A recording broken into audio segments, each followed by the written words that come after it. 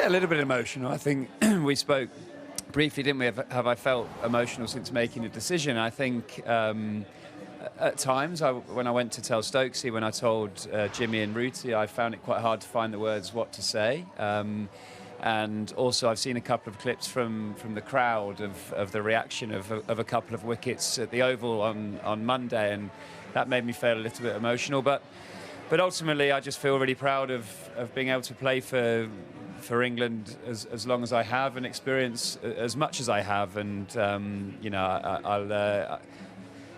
it probably hasn't sunk in that I won't bowl another ball or hit another ball yet. I think that will probably come in a bit of time. But I knew deep down that I wanted to try and finish at the top. And for me, Ashes cricket feels like the top for me. And it was a pretty cool way to finish. Did it just come to you, or had you been thinking about it and mulling it over for a while?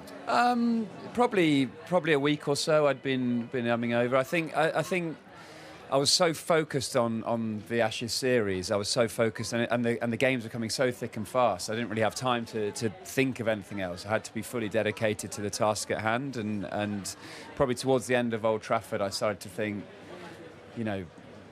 the last test is next week. Where should I go? And I just couldn't. I couldn't think clearly enough. I'm quite emotionally tired anyway from what had been a really busy summer so far.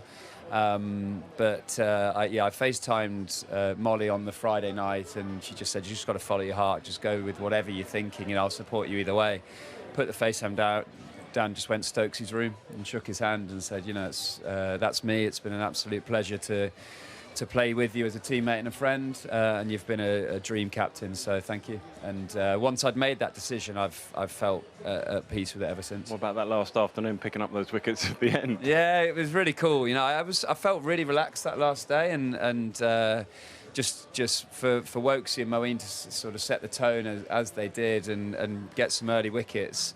Was awesome. I played so much cricket with both those guys, and it was so special. It was really loud. The Oval was really loud on Monday. It was the atmosphere was really awesome to be out there, and the little bail flick and getting a couple of wickets. Is that just a superstition? Yeah, honestly, no. I just made it. Honestly, I think I've just made it up, and I wish I'd have found it 10 years ago because I'd had a few more wickets. But I think.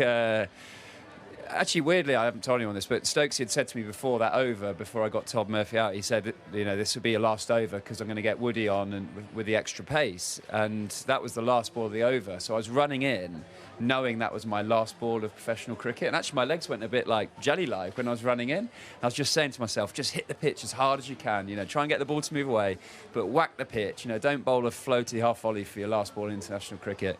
And he nicked it, and I think that's why I was like, oh my God, he's nicked it, and managed to get another over. So yeah, it felt really special to finish on a win, and be in the change room with all the guys that I've played so much cricket with.